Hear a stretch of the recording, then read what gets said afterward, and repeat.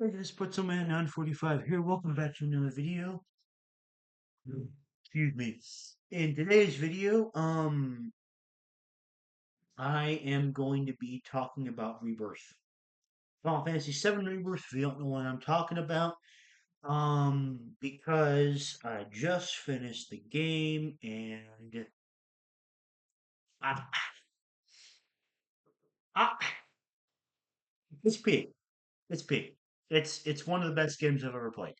Um, in terms of my top 10 list, it slots in very solidly at number 4, but it does not go any higher than that. But this game, golly, it's fucking incredible. Um, the story is peak. Every single character in this game, everything they did from remake was fucking amazing. It was a step up. Every single character was so well done. Cloud as a protagonist got so much fantastic development. Barrett's whole plot line about confronting his past was fucking incredible. And the boss fight versus Dying is my favorite boss fight in the whole game, and honestly up there with my favorite boss fights in any goddamn video game. Um, that was awesome. That whole bit, oh, it was amazing. And then Tifa and the whole thing about her confronting the live stream and facing her past, that was fucking peak. That was so cool.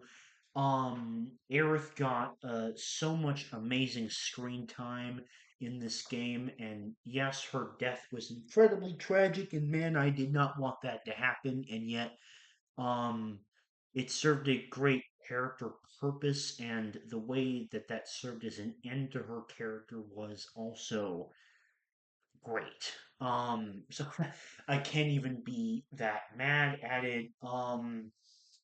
Wed got some really nice story bits in chapter 10. That was very cool to see, and it was really cool, I think, to see him take on more of an identity in this game with him becoming Nanaki here instead of just Red.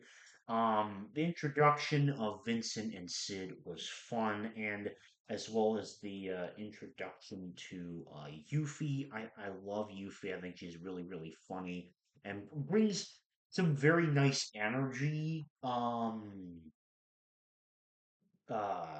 and so yeah, I really like that.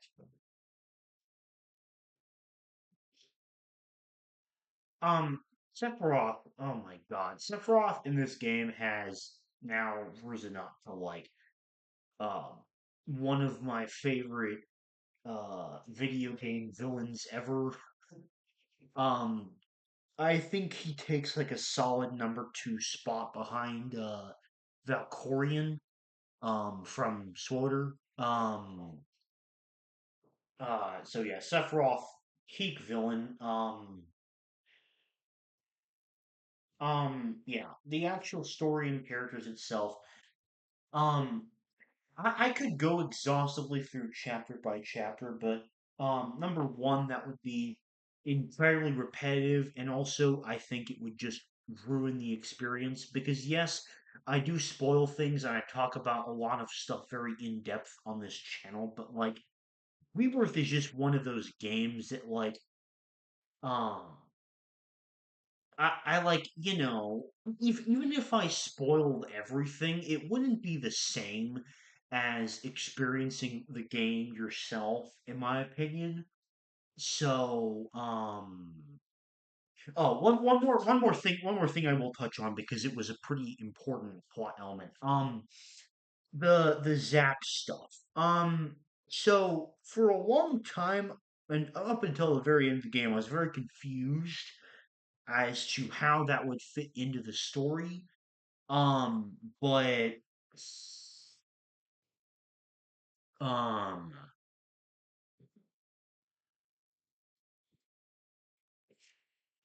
I really liked the idea, like the way that the whole idea of the world uniting and separating comes together and how that relates to the live stream.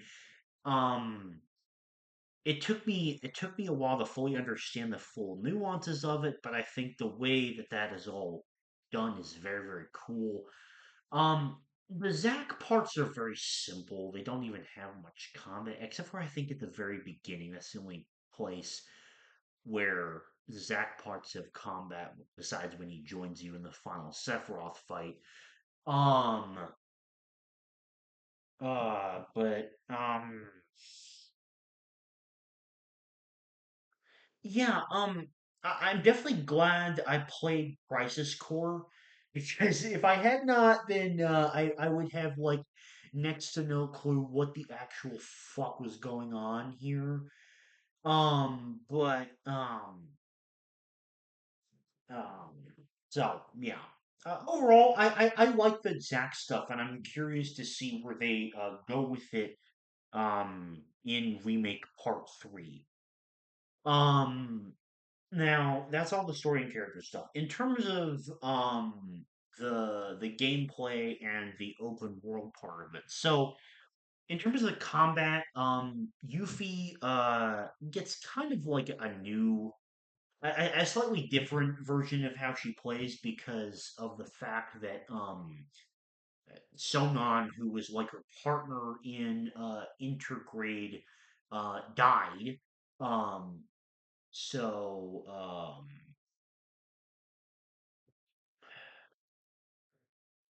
uh, the way that you play as her is very fun, and she was one of my favorite characters to play as. Generally, a consistent mainstay in my party once she actually joined in Chapter 6. Um, uh, Apart from that, I guess Red has his own mechanics. I wouldn't play as Red that much, but he's fun to play as. Kate Sith. Oh yeah, okay. Um, Kate Sith as a character is fun. I like him enough. The puzzle sections with him in Chapter 11 were absolutely fucking horrible. Um, way too hard for absolutely no reason. Um, so that was awful. Fighting as Kate Sith in combat is also just not that great in my opinion. Because uh, I his mechanics are too complicated and he doesn't deal enough damage, and as a result, he's generally just not that useful. So yeah, I was not personally a big fan of of the way he played, and his traitor plotline was like okay. I didn't see it coming, but that was all because I was a dumbass and didn't really notice any other obvious signs beforehand. Um, but yeah. Uh, that's all for like combat. Otherwise, it was just like really fun.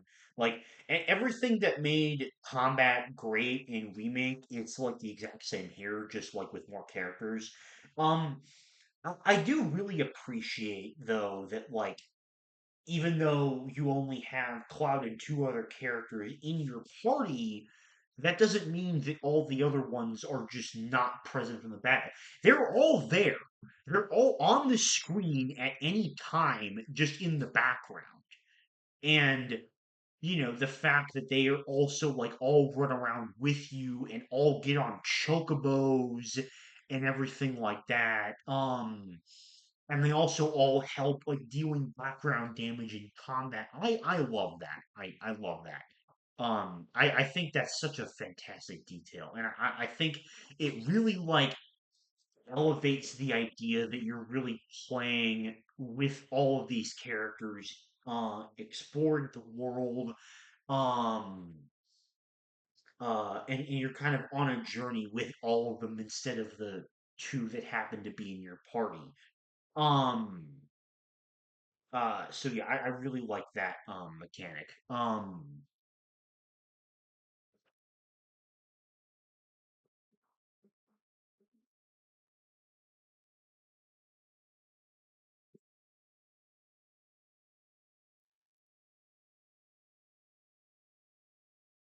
as for after that part, oh, boss fights next.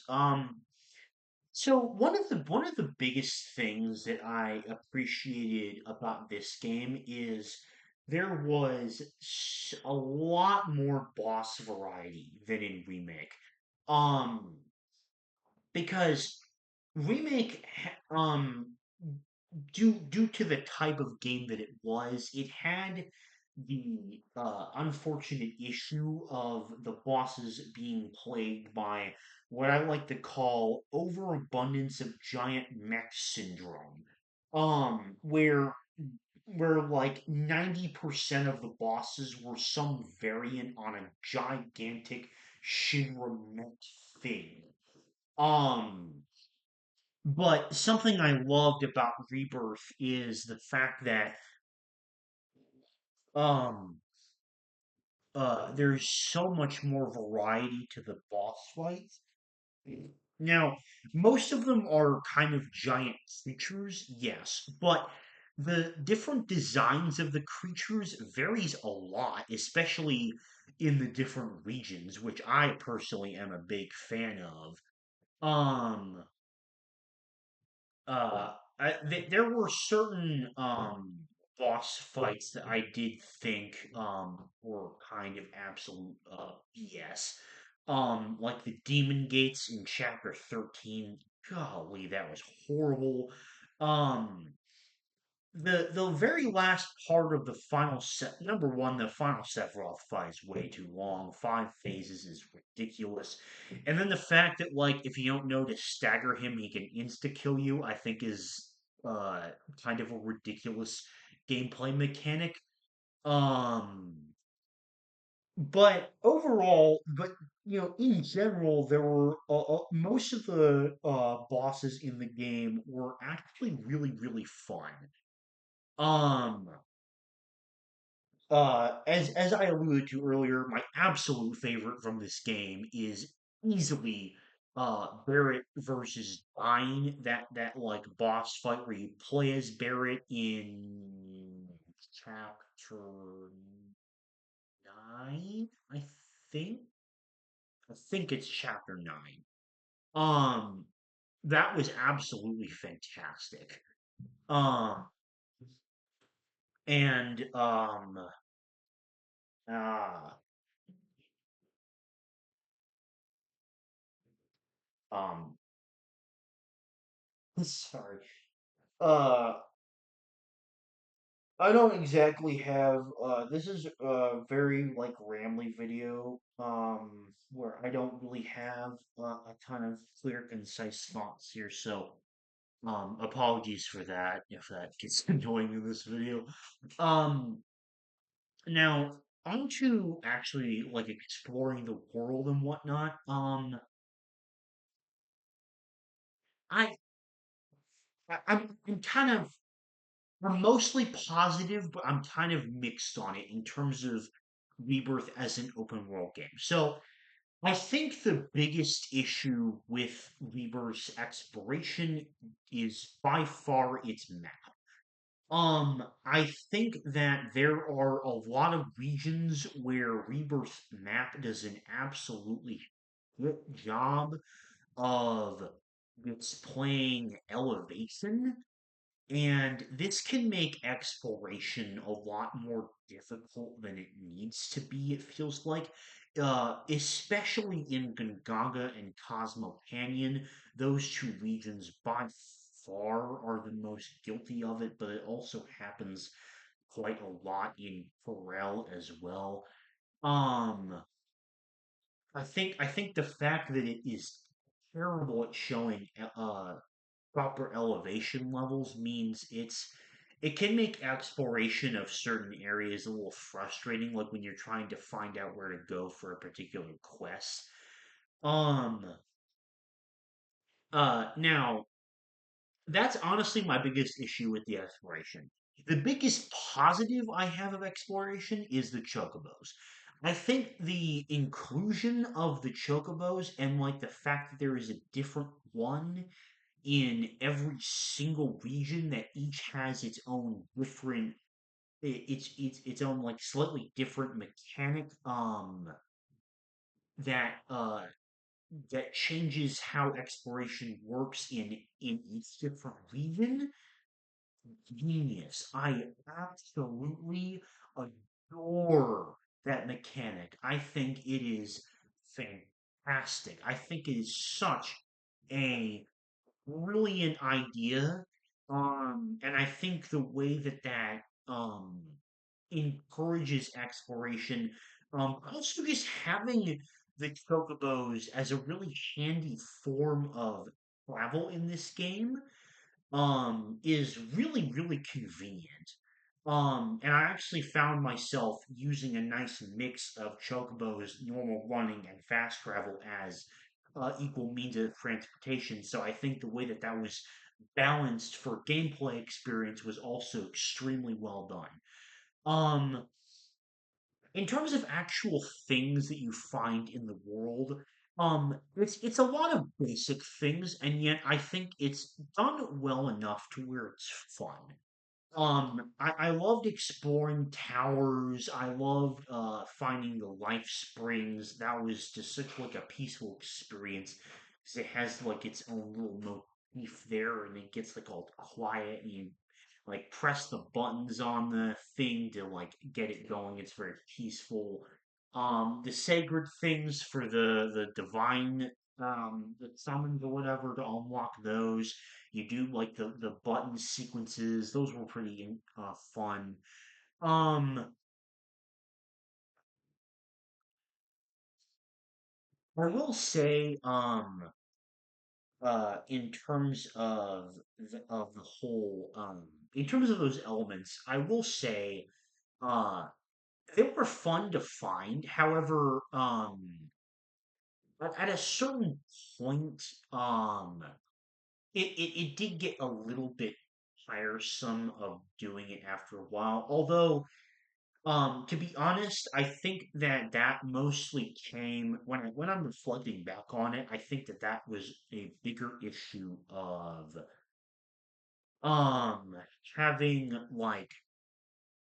uh like the maps having bad elevation and it being kind of frustrating to find certain places when you wanted to get to them, and it was kind of hard to figure out how, so then you would give up on it, and then you would kind of get this like feeling of like, I don't really want to do that again. um so I think that those kinds of issues, which were mainly in Gingaga and Cosmo Canyon. I think it was mainly an issue with those regions, because when I was exploring Nibelheim afterward, I had an absolute blast doing that, and I think that's in part because like the way that you just go around like raising the chocobo like water spray everywhere, um, the way that I actually use that to naturally find things in accordance with using the map made Nibelheim my favorite area to explore in the whole game. Um, and one of the few ones I actually ended up doing the proto relic for.